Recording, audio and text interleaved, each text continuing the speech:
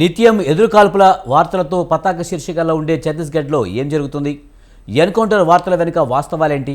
ఈ ప్రశ్నకు సమాధానం ఆదివాసీలను అడిగితే తెలుస్తుంది కానీ ఛత్తీస్గఢ్లో ఆదివాసీలు జీవించే హక్కు హరించబడుతుందంటూ ఆరోపిస్తున్నాయి హక్కుల సంఘాలు.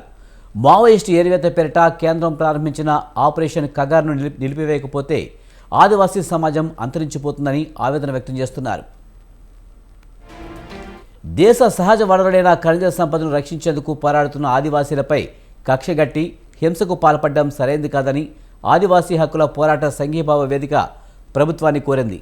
భారత రాజ్యాంగమే ఆదివాసీలకు ప్రత్యేక హక్కులు కల్పించగా వాటిని కాలరాస్తూ కార్పొరేట్ శక్తులకు అక్కడి సహజ ఖనిజ సంపదను దోచిపెట్టేందుకు ప్రయత్నించడం ఎంతవరకు సమంజసమని ప్రొఫెసర్ హరగోపాల్ ప్రశ్నించారు. జరుగుతున్నటువంటి ఆదివాసీ పోరాటాలు ఇవాళటి పోరాటాలు కావు. ఇవి గత 200 ఏళ్లుగా ఆదివాసీలు పోరాటాలు చేస్తూనే ఉన్నారు. ఇవాళ అక్కడ జరుగుతున్నటువంటి మారణకాండని చూడడానికి వెళుతున్నటువంటి నిజ నిర్ధారణ కమిటీ 50 మంది సభ్యుల్ని లోపలికి వెళ్ళనివ్వకుండా వాళ్ళని అక్కడే ఆపి వెనక్కి పంపించారు. అలాగే ఆదివాసీలు వాళ్ళ వనవాసి బచావ్ మంచని పెట్టుకొని మేము ఒక మీటింగ్ పెట్టుకుంటాము మా సమస్యలు చెప్పుకోవడానికని పోలీస్ అధికారుల దగ్గరికి డిస్ట్రిక్ట్ కలెక్టర్ దగ్గరికి వెళితే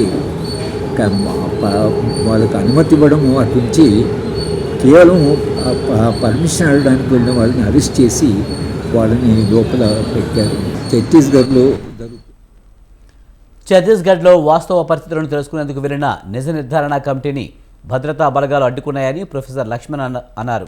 తమ సమస్యల పరిష్కారం అధికారులకు విన్నవించేందుకు వెళ్లిన ఆదివాసీ యువకులను అరెస్టు చేసి జైల్లో వేశారని ఆరోపించారు. ఛత్తీస్గఢ్ మావోయిస్టుల ఏరివేత పేరుతో జరుగుతున్న దారుణాలను ప్రపంచానికి చెప్పే ప్రయత్నం చేస్తూ బుద్ధిజీవుల మద్దతు కోరుతున్న ఆదివాసీ సంఘం నేతలను అక్రమంగా అరెస్టు చేస్తున్నారని అన్నారు.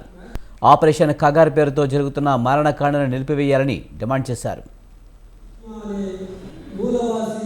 బచావో మంచుకు సంబంధించిన కార్యకర్తలు భీమా, అట్లాగే జోగా, మరొక జోగా ఈ ముగ్గురు కార్యకర్తలు కలిసి పర్మిషన్ కోసం వెళ్తున్న సందర్భంలో కలెక్టర్ దగ్గరికి వెళ్తే కలెక్టర్ లేడు. అటు నుంచి మ్యాజిస్ట్రేట్ దగ్గరికి వెళ్తే మ్యాజిస్ట్రేట్ ఎస్పీ దగ్గరికి వెళ్ళమన్నారు. ఎస్పీ దగ్గరికి వెళ్తే ఎస్పీ దొరకకపోతే తిరిగి వస్తున్న క్రమంలో ఈ ముగ్గురిని అరెస్ట్ చేసి ఎక్కడ పెట్టారో తెలియకుండా 24 గంటలు వాళ్ళ పోలీస్ స్టేషన్లో నిర్బంధించి ఇప్పుడే మనకు అందుతున్న సమాచారం ఏంటంటే వాళ్ళిద్దరిలో ఒక భీమాను ఒక జోగాను వదిలిపెట్టారు. ఇప్పటి వరకు మరొక జోగా ఆచూకీ తెలియటం లేదు.